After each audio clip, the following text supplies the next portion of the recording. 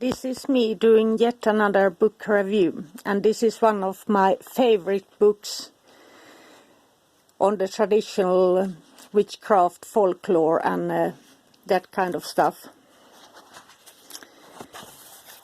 And this is from before the Gerald Gardner days, and it's in the prior to the 19th century, and I like the myths and the legends.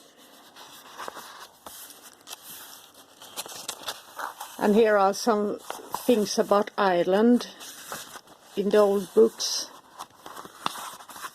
Legends of animals and fairy nature, and it's quite different from the New Age fluff. King of the Cats, it's just like in Finnish traditions, the nature spirits and fairies, they are called little demons and little devils, and they are all quite, some can be nice, but many are not. And the sacred trees, I love this. And here's the second book of Arabia.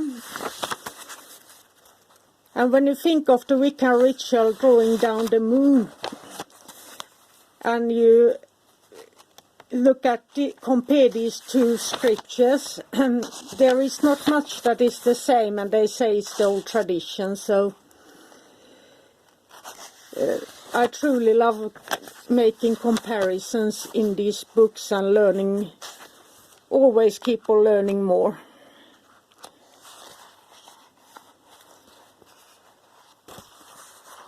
And then we come to part 3 of the Gypsy sorcery and fortune telling. And I think it's so fun because they have, they are like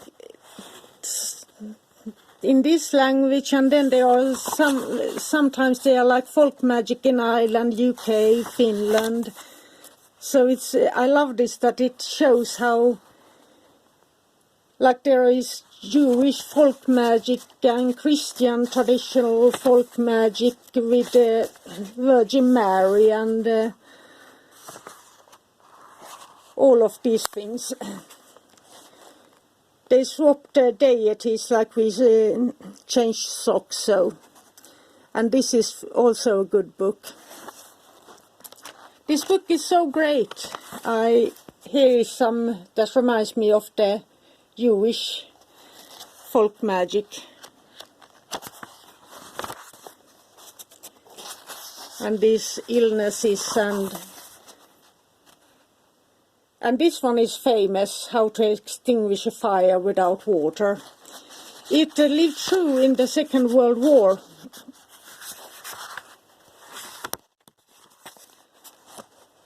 And it was used even in Finland. My father was in the military, and as did my grandfather, but that was the First World War. So there was that was used quite a lot. It was the Jewish people in Finland who taught that spell. And here is the plant life. I truly, when I read through this book or flipped through it for this recommendation, I had forgotten how I love this book. So when I get excited, it's just because that I remember how many years I enjoyed this book.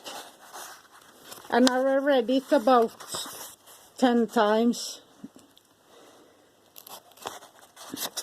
I love history and comparing traditions, so